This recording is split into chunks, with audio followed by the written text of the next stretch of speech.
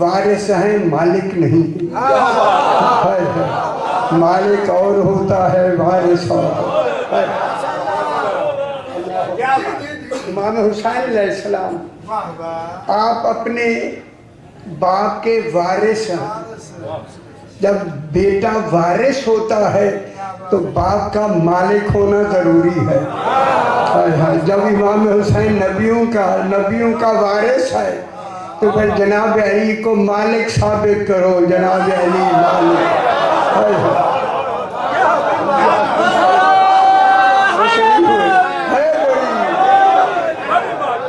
جناب علی علیہ السلام مالک ہوگا تو امام حسین وارث ہو جائیں گے، اور امام حسین علیہ السلام کے ایک مرتبہ وارث ہو جانے کے ثبوت میں جو بھی نبیوں کا جناب نبی ہوتا آتا جائے گا، وارث ہوتا جائے گا، نبی آتا جائے گا، امام حسین خود وارث ہوتا چلا جائے گا۔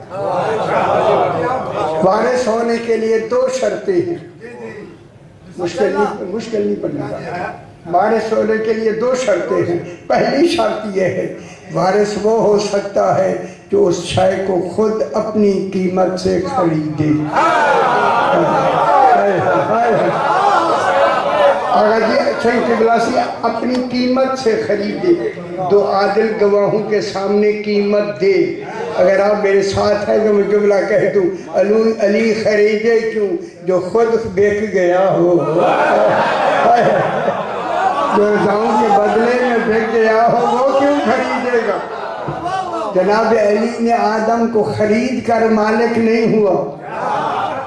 شان بنص قرآن کے حوالے سے جب جناب آدم علیہ السلام کو جناب علی نے خرید کر مالک نہیں بنا، پھر ملا یاضر الفقی ہماری ایک فقہ کی بہت بڑی کتاب ہے، اس میں ہے کہ مالک وہ ہو سکتا ہے جو اس شے کو خود اپنے ہاتھوں سے بنائے۔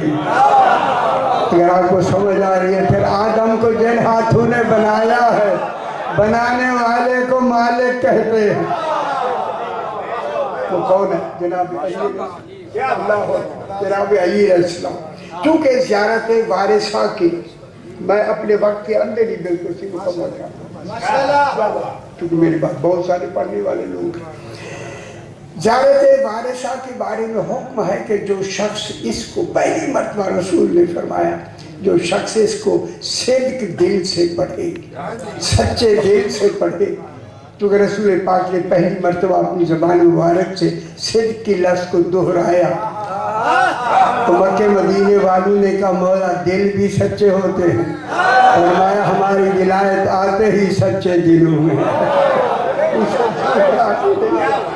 سچا دل ضروری ہوتا ہے۔ اس نے کہا مولا سچا دل کون سا ہوتا ہے؟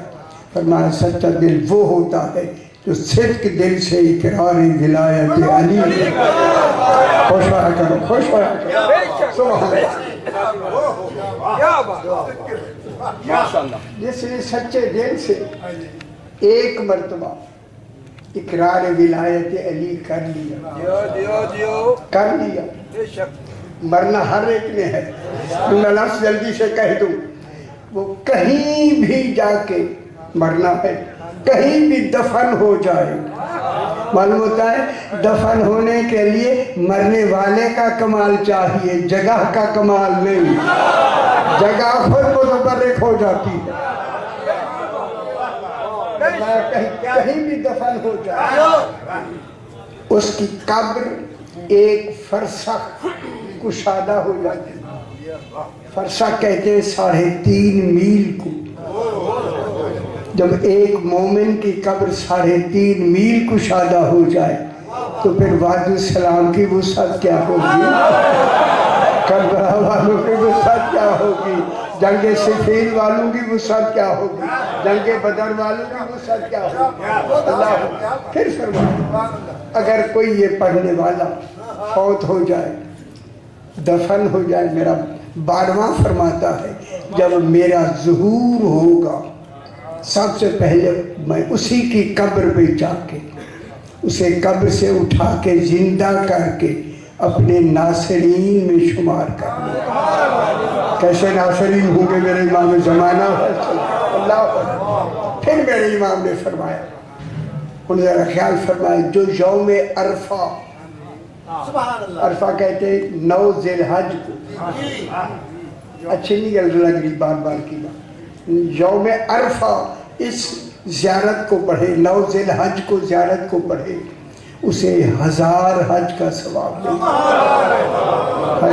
ہائے 1000 حج کا ثواب، حج سال کے بعد ایک ہوتا ہے۔ اب اندازہ فرمائے، 1000 سال ایک مرتبہ کی زیارت پڑھنے کا ثواب، تو پھر بے خبر لوگوں کو اعلان کر کے میں بتا دوں، بے خبرو، جس کی زیارت پڑھنے کا اتنا ثواب ہے، اس کی زیارت کرنے کا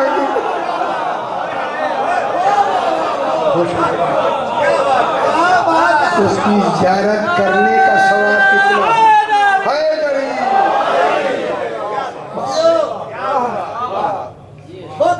زیارت وارثہ شروع ہوئی ہے جناب، میں درمیان سے ہی اصل اس کی دل میں پڑھنا چاہتا ہوں۔ السلام علیکم یا سار اللہ۔ یہ موضوعات وہ ہیں جس کو سمجھانا بھی واجب ہے، سمجھنا بھی واجب ہے۔ یہ وہ بات ہے جو میں نے شروع کی، السلام علیکہ، کیوں کہ زیارت عمل نہیں، زیارت عقیدہ ہے۔ یہ جو انگلی کر کے آپ کرتے ہیں، یہ انگلی کیا ہے؟ انگلی نہیں، یہ عقیدے کا اظہار ہے۔ السلام علیکہ، سلام ہو آپ پر، یا سار اللہ۔ لمبی بحثات کا وقت نہیں کریں، آسان یا سار اللہ سے الف ری، اسی سار سے سورت ہے، وہ ایسا گدلا خون جس میں چہرہ نظر ہی نہ آئے۔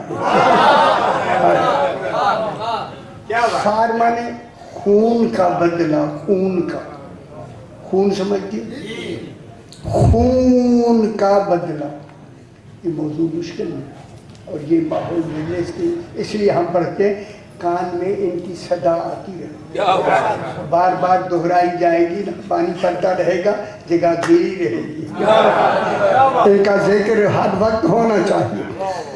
سار کے معنی خون کا بدلہ۔ میرے محترم تشریف رکھتے ہیں، السلام علیکہ یا سار اللہ۔ بدلہ بھی کس کا؟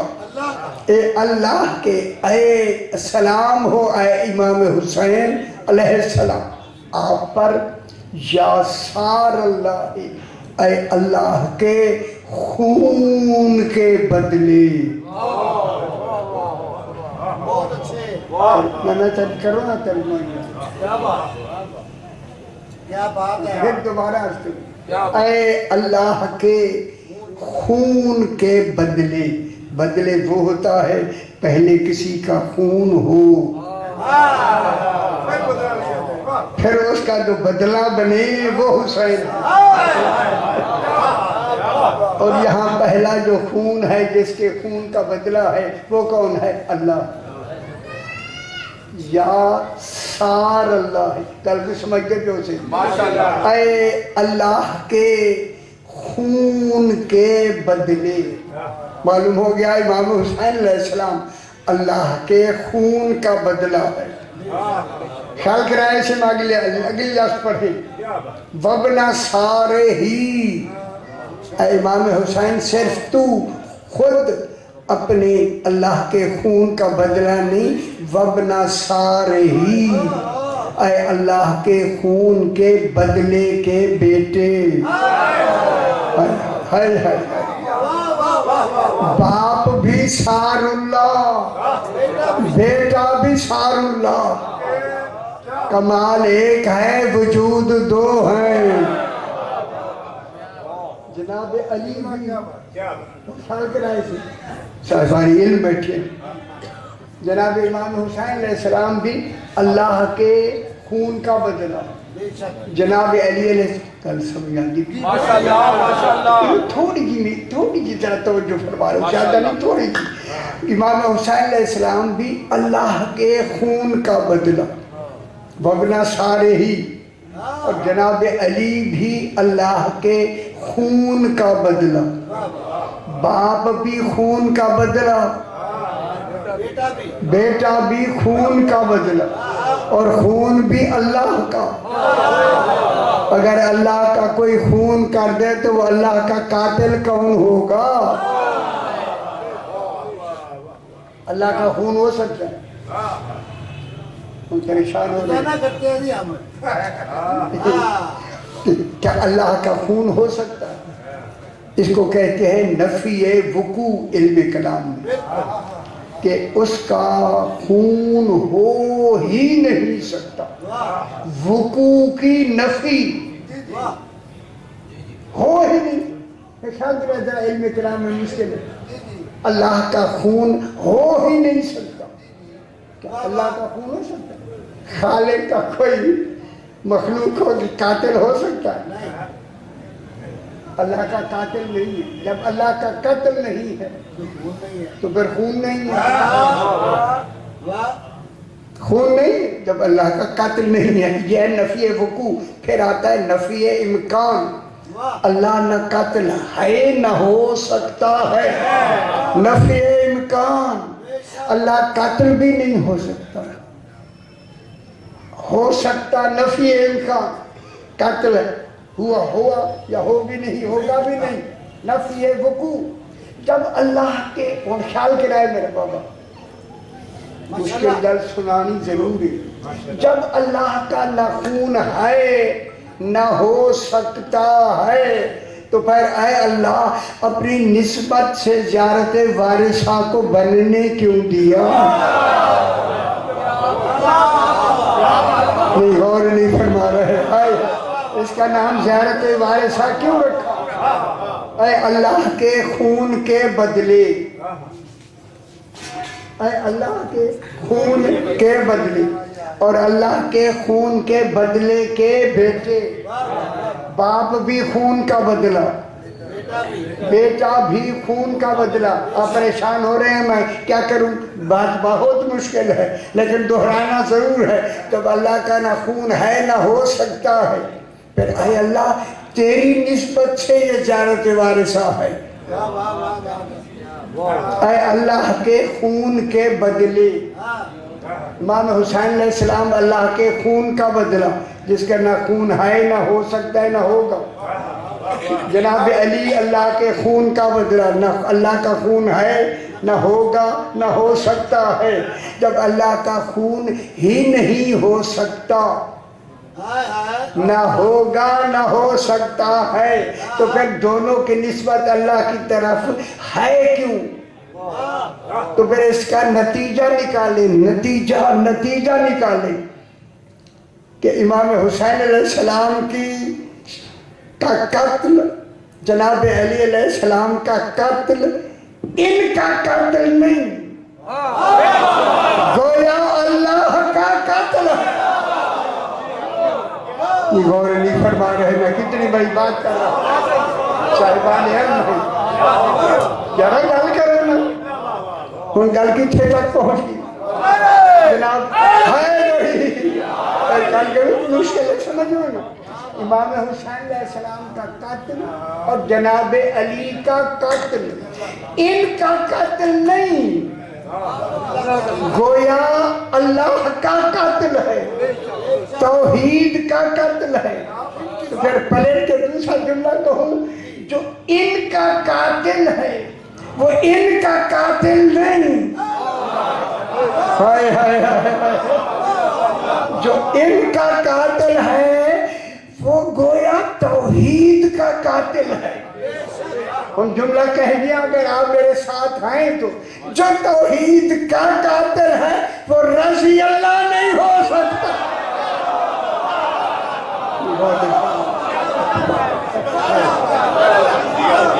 غور نہیں فرما رہے.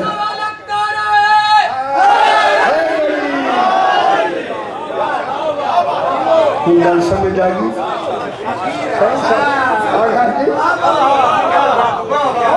ان کے لیے راضی اللہ کا تصور ہو سکتا ہے؟ کیسی بڑی بات ہوگی؟ تو پھر اب لکھے کہ آیا رضی اللہ اور ہوتا ہے صلی اللہ سمجھ آئی؟ تو دھیان دیا اب ان کا قتل نہیں دیکھیں حکم قرآن میں 5ویں پارے میں سورہ نساء میں ایک مومن کا قتل عربی بھاشا میں ہے آیت نکی بات غضب اللہ علیہ اس پر اللہ کا غضب وَلَعْنَهُ لفظ ہے یا نہیں؟ لعنت بھی اس کے اوپر ہے، غضب بھی اسی کا، لعنت بھی اسی کی۔ وَأَعَدَّ لَهُ عَذَابًا عَظِيمًا اس کے لیے عذاب عظیم بھی ہے۔ وہ بے خبر دنیا جب ایک مومن کے قتل کا عذاب اتنا ہو تو امیر المومنین کے قتل کا عذاب کتنا ہو؟ ان کا بھونگا نہیں سمجھ لیا؟ کتنا عذاب؟ نہ ہونگا سمجھ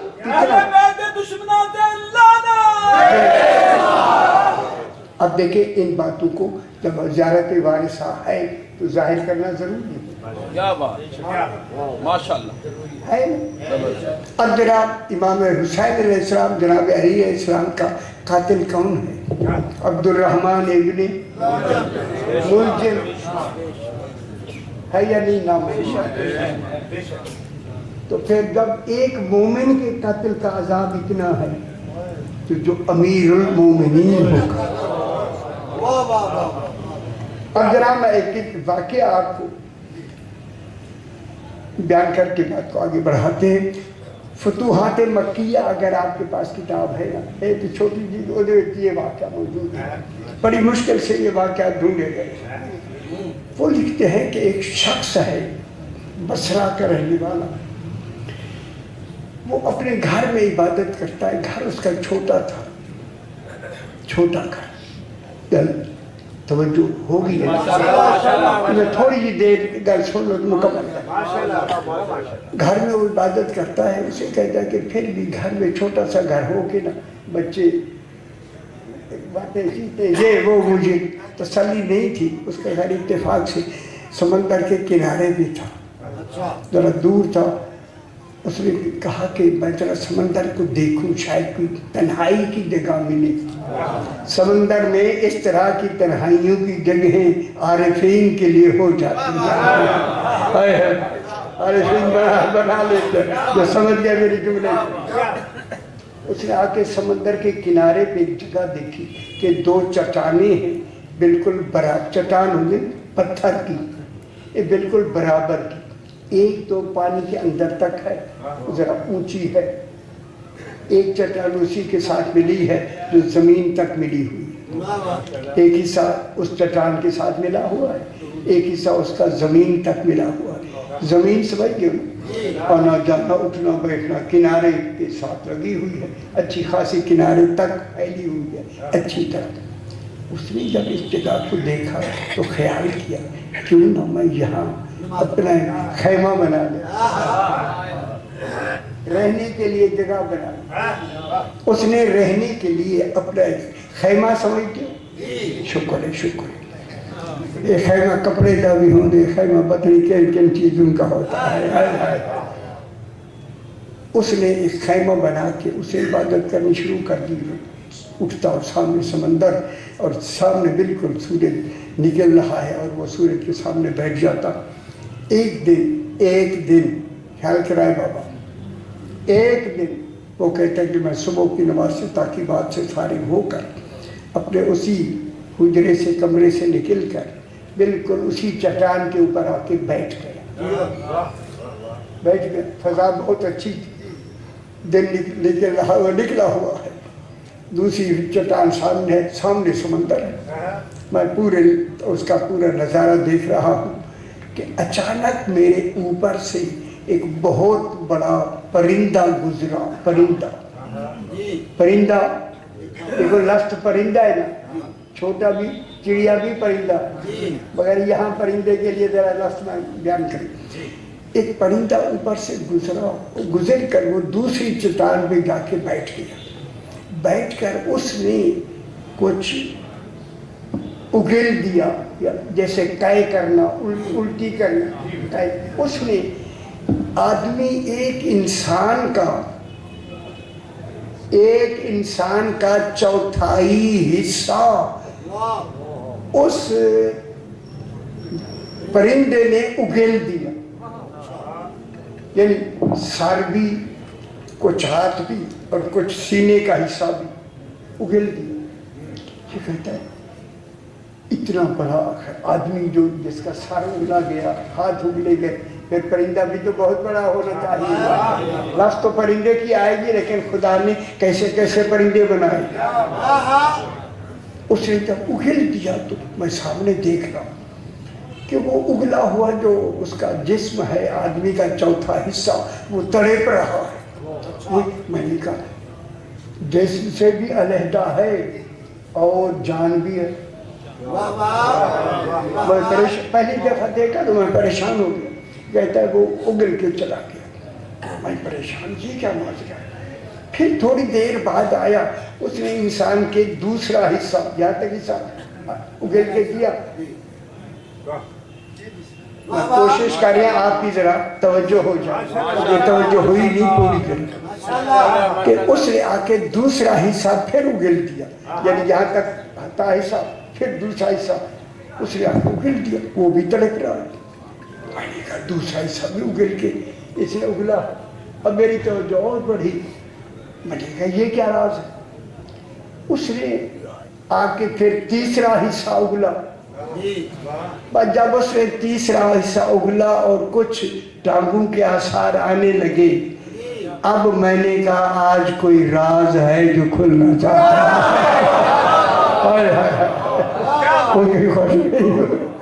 आपके आगाजी राज है तो मेरे जरिए से राज वो खुलना चाहता है। खुदा जाने मेरे अंदर क्या कमाल है, आज वो ऐसा राज है। उस कहता है कि उसने चौथा हिस्सा आके उगला ना, उगला चौथा हिस्सा आदमी का उगल के मैं देख रहा हूँ कि वही वो तड़पने वाले हिस्से खुद ही तरतीब के साथ मिल गए, खुद ही मिल गए। मिल के क्या हुआ, एक काला स्याह एक इंसान का वजूद बन गया। और मैं देख रहा हूँ कि उसके अंदर रूह आ गई और वो इधर उधर देख रहा है और वो खड़ा हो गया। खड़ा वही जैसे परेशान तो नहीं हो रहा, जैसे खड़ा हो गया। जो ही खड़ा हुआ ना तो उस खड़े होने वाले ने जो अपने आप को देखा तो उसी परिंदे ने आके झपट मारी, उसका चौथा हिस्सा काट के ले गया। फिर बाकी हिस्से उसका बाकी वजूद जो है वो तड़प रहा। मैंने कहा जो चौथा काट के गया है तो बाकी पड़ा है तो ये अब ये आएगा। अब इसे को तसल्ली ज्यादा होने लगी। थोड़ी देर बाद फिर आया, उसका दूसरा हिस्सा काट के ले गया, फिर तीसरा हिस्सा काट के ले गया, फिर चौथा हिस्सा काट के ले गया। जब पूरा ले गया, पूरा हिस्सा ले गया, इसे यकीन हो गया उसका ले जाना दलील है कि अब मेरा इम्तिहान शुरू हो गया, कि अब वो आएगा। अब इसने पूरी तसल्ली से वहाँ सारे काम छोड़ के बैठ गए। वही हुआ, फिर आया और उसने आके वो चौथा हिस्सा उगला आदमी का, फिर चला गया, फिर दूसरा हिस्सा, तीसरा हिस्सा, चौथा हिस्सा। अब मैं आपकी परेशानी की वजह से जल्दी करो मेरा पुत्र, मैं वरना इसे तसल्ली से मैं पढ़ता जल्दी उगल के। जब चारों हिस्से उगल गए तो उस वक्त मैंने कहा क्यों ना ये मेरे सामने जिंदा हो गया था, अभी बैठा भी खड़ा भी हुआ। इतनी वक्त था कि मैं पूछ रहा था कि बदबख्त तू कौन है। इसे आप तहैया कर दिया कि अब ये आके उगल रहा है और ये जिंदा होगा, इससे मैं पूछूंगा कि तू कौन है। ये कहता है कि वो जिंदा हो। उसी तरह चार हिस्से को उगल के चला गया, वो बन के आदमी खड़ा हुआ। تو میں اٹھ کے بھاگ کے اسی سامنے تو میری دوسری چٹان تھی، قریب جا کے میں نے اسے دیکھ کے کہا او بدبخت، وہ کون ہے کہ جس پر اتنا عذاب ہو رہا ہے؟ اس نے کہا میں عبد الرحمن ابن ملجم، تاکہ آپ کو معلوم ہو یہ چیزیں باتیں ضروری ہیں۔ میں قاتل امیر المومنین ہوں۔ جب سے میں نے امیر المومنین علیہ السلام کو قتل کیا، روزانہ 40 مرتبہ یہی پرندہ مجھے ذبح بھی کرتا ہے، زندہ بھی کرتا ہے۔ یہ سزا کے طور پر یہ دنیا کی سزا ہے۔ جب دنیا میں سزا ایسی ہے تو پھر میں کیا کہوں؟ خدا جانے یا دائمی سزا کا کمال کیا ہو۔ اللہ اکبر، اس کا سزا کا کیا ہوگا؟ بس یہی سے، چونکہ سار اللہ کی بات ہے۔ جناب علی علیہ السلام جنگ جمل کے بعد اور خیال کرائے بصرہ میں جنگ جمل کے بعد یہ نہر خود بنوائی تھی بی بی زبیدہ نے، جو مینا تک چلی گئی تھی، پانی نہیں تھا نہ مکے میں، یہیں سے یہ نہر گئی۔ جناب علی جنگ جمل کے بعد چل کر اسی نہر پہ آ کے نا کنارے کنارے چلنے لگے۔ امام کا کوئی لمحہ بغیر عبادت و ہدایت کے نہیں ہوتا۔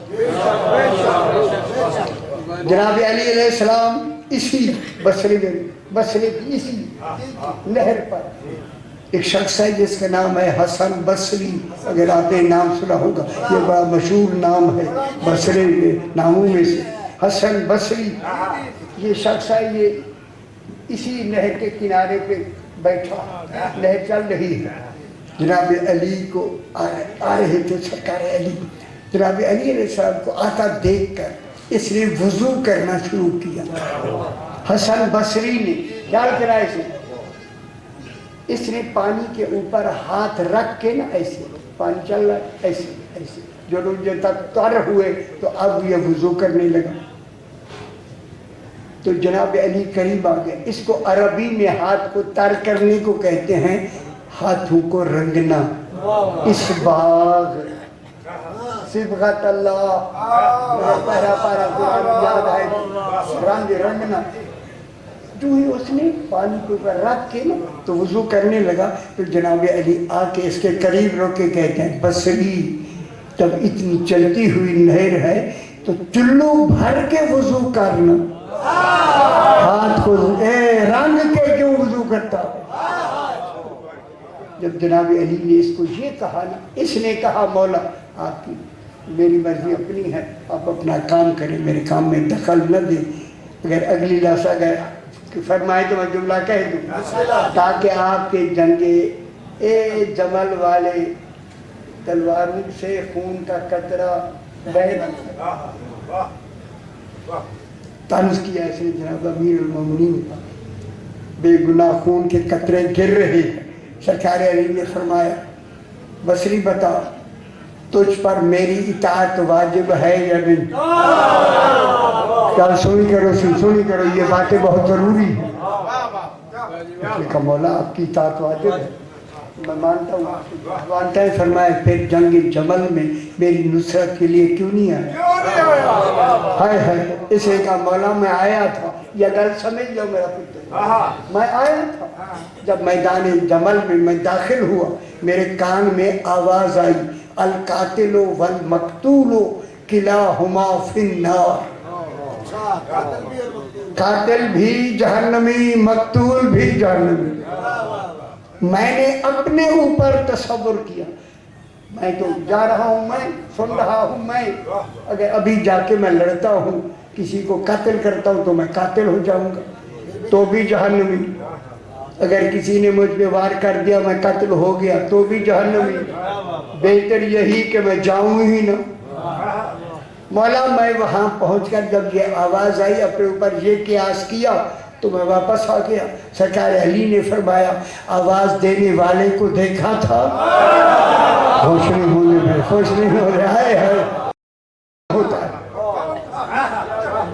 اس نے کہا مولا میں نے آواز دینے والے کو نہیں دیکھا, آواز پہچانی ہوئی لگتی تھی. کہا مولا پہچانی ہوئی بھی نہیں لگتی تھی. فرمایا وہ آواز شیطان دے رہا تھا, لیکن آواز اس کی صحیح تھی, آواز اس کی صحیح تھی. اس نے کہا القاتل والمقتول کلاہما فی النار, آج جو قاتل ہے مقتول ہے دونوں جہنمی. تو نے اپنے اوپر قیاس کیا خود ہی کہ میں قتل ہو جاؤں یا میں مقتول ہو جاؤں یا میں قتل کروں. فرمایا وہ بات قاتل و مقتول کی تیرے بارے میں نہیں تھی, مجھے علی کے بارے میں تھی. جو علی کا قاتل ہے وہ بھی جہنمی ہے, جسے علی قتل کر دے وہ بھی جہنمی ہے. کوئی گل سمجھ آتی؟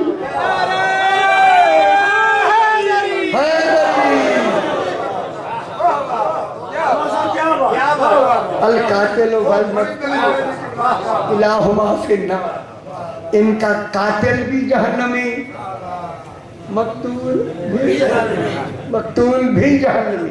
وقت کے حوالے سے چونکہ ابھی میرے تھوڑا سا نہیں 10 منٹ کے باقی 10 منٹ کے اندر ہی میں بات کو مکمل کر لیتا ہوں, کیونکہ یہ باتیں لمبی ہیں. اس کے لیے تو گھنٹے چاہیے, مگر 10 منٹ میں بات مکمل کر لیتا ہوں. اس کے ساتھ ہی ہے اگلا جملہ زیارت وارثہ کا, وَأَشْهَدُ أَنَّكَ مِن دَعَائِمِ الدِّینِ. اے امام حسین تو گرتے ہوئے دین کا سہارا ہے. بہت بڑی بات ہے. دائم کہتے ہیں یہ کہ جیسے یہ سکون ہے, یہ سکون یہ دائم ہے, سہارا ہے, گرتے ہوئے خون دین کا سہارا.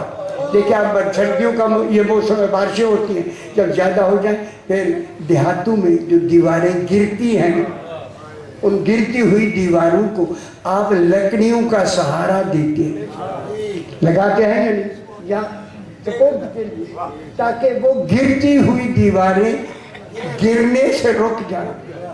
جو دیواروں سے لکڑیوں کا سہارا دیا جاتا ہے نا جن گھروں میں, ان کو کہتے ہیں عربی میں بیت مدعوم.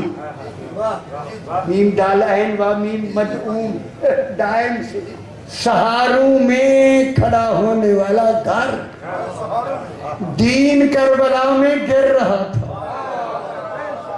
امام حسین علیہ السلام نے لکڑیوں کا سہارا نہیں دیا.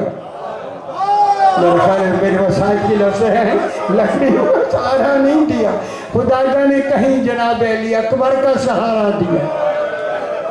اجرکم اللہ سیدہ سے قبول فرمائے. کہیں جناب قاسم کا سہارا دیا, کہیں حبیب ابن مظاہر کا سہارا دیا, کہیں بزرگوں کا سہارا دیا. میں کہوں جملہ, کہیں 6 ماہ کے بچے کا سہارا دیا. خدا جانے کہاں سہارے کی ضرورت تھی. یعنی کوئی سہارا ایسا نہیں تھا جو میرے امام نے کربلا میں گرتے ہوئے دین کو نہ دیا ہو. دے کر دین کو اتنا مضبوط کر دیا کہ اب قیامت تک دین گرنے والا نہیں. اس لیے دائم کہتے ہیں ستون جیسے یہ ہے ساکن پلر, اس کے اوپر سارا دین قائم ہے. امام حسین کے سہارے پہ دین قائم ہے. دوسرا ہے وَأَرْكَانِ بسم اللہ 2 منٹ میں دے گے, بس 2 منٹ سے میری بات جناب, صرف 2 منٹ سے. دعائم الدین وَأَرْكَانِ الْمُومِنِينَ. ارکان رکن کو کہتے ہیں. سیانے بنا کرو گلا لمبے سارا ہونے اسی نہیں کہہ سکتے, وقت تھوڑا ہوتا ہے. رکن وہ سکون ہے, کہوں جملہ, کہ جب تک دین رہے گا ایک متحرک سہارا ساتھ رہے گا, اسی کو امام زمانہ کہتے ہیں. امام زمانہ ہے یا نہیں؟ امام زمانہ موجود ہے یا نہیں؟ امام زمانہ کیا ہے؟ رکن متحرک سہارا. جناب علی خانہ کعبہ کا طواف فرما رہے ہیں. حضرت عمر کا زمانہ ہے، وہ بھی طواف میں ہے. طواف ہو رہا ہے، لوگ بھی طواف کر رہے ہیں. جب جناب علی جو خود لوگوں کا کعبہ ہے وہ طواف کر رہا ہو، پھر کعبے کا طواف ہے یا کعبہ طواف کر رہا ہے؟ دوران طواف میری طرف آخری جملہ سے جناب علی نے ایک شخص کو تماچا مارا دوران طواف. جب اسے تماچا لگا، ماشاءاللہ، جس کو تماچا لگا وہ رک گیا.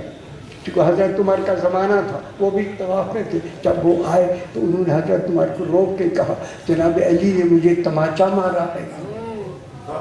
وہ سنتے رہے. اچھا پھر کیا ہوا؟ صحیح تماچا مارا ہے. آپ جناب علی سے مجھے قصاص لے کے دی. قصاص سمجھتے ہو؟ شکر ہے کہ اللہ سمجھ کیا کرے جلدی. مجھے قصاص لے کے دو. اس نے کہا روک جا، یہ روک. جناب علی جو ہی طواف کر کے واپس آئے نا، حضرت عمر نے آگے بڑھ کے جناب علی کو روکا. وہ آدمی بھی ساتھ ہے. سرکار نے فرمایا علی کا آپ نے اس آدمی کو تماچا مارا ہے؟ سرکار نے فرمایا ہاں مارا ہے. لیکن جہاں عدالت ہو وہاں کیوں نہیں کہا جا سکتا؟ کیا کہہ رہا ہوں؟ ورنہ عدالت مشکوک ہو جائے. انہوں نے یہ نہیں فرمایا کہ کیوں مارا، عدالت میں کیوں نہیں ہوگا. جہاں عدالت ہے کیوں نہیں. اس نے کہا مولا اس کا جرم کیا تھا؟ حضرت عمر نے کہا اس کا جرم کیا تھا؟ میرے آقا سے سارے دیکھ لو، آخری جملہ ختم. جرم کیا تھا؟ جناب علی نے فرمایا یہ دوران طواف ناموس مومنین کو تاک رہا تھا. میرے خیال تاک سمجھ گئے. جیسے ماحول میں بھی ناموس کا محافظ ہو اسے علی کہتے ہیں.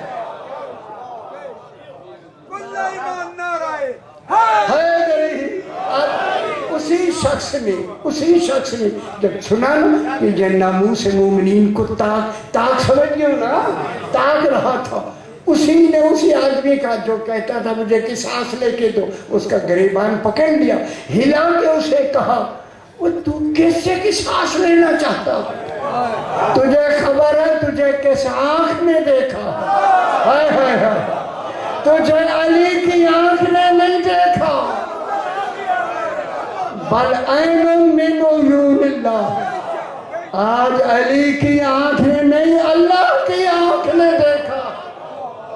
جب اس سے جا کے تو اس سے جا قصاص لے. بس حلب سے لے کر حمص تک 462 میل اونٹوں پہ بیٹھ کر جناب سکینہ پانی مانگتی رہی. میرے خیال ہے رونا آیا یا نہیں. 4 سال کی بچی، اونٹوں کا سفر. پھوپھی اماں ناتشان میں بہت پیاسی ہوں. پاک بی بی فرماتی بیٹا پانی نہیں ہے. بی بی اماں میں بہت پیاسی ہوں. پوری راہ 465 میل میں بائی روڈ 2-3 دفعہ گیا ہوں. بی بی پانی مانگتی تھی. پہنچ گئے حمص. انہوں نے جا کے شامیانے لگا کے اونٹوں گھوڑوں کو شامیانوں کے نیچے باندھا اور زہرا کی بیٹیاں دھوپ میں بٹھا دی. شمر نے غضب یہ کیا کہ خود چھاگلے لے کر پانی پلانا شروع کیا. تو پانی پلا رہا تھا اس وقت پاک سکینہ نے کہا پھوپھی اماں میں بہت پیاسی ہوں، پانی مانگنا. چونکہ بابا نے حجت تمام کے لیے مانگا تھا. پاک سکینہ آئیں یہ جملہ کہا شمر میں بہت پیاسی ہوں. یہ جملہ سننا ہے، بہت پیاسی ہوں، تھوڑا سا پانی دے دے. ہاں پہلے پلا لے، اگر بچ جائے تو پھر مجھے تھوڑا سا پانی دے دینا. یہ خاموش ہو گیا، اس نے جواب نہیں دیا. پانی پلا کے جب واپس آیا پانی بچ گیا. پاک سکینہ آئی، شمر پانی بھی بچ گیا. اب دے دے تھوڑا سا. اس نے دہانہ کھولا. سکینہ نے کاسا آگے کیا. کہوں اس ملعون نے سارا پانی زمین پہ گرا دیا. پاک سکینہ نے اپنے آپ کو زمین پہ گرا کے کہا چچا عباس مجھے اب بھی پانی نہیں ملا، میں اب بھی پیاسی ہوں۔ خدا جانے کب پانی آیا، کب پاک سکینہ سیراب ہوئی۔ اللہ لعنت اللہ۔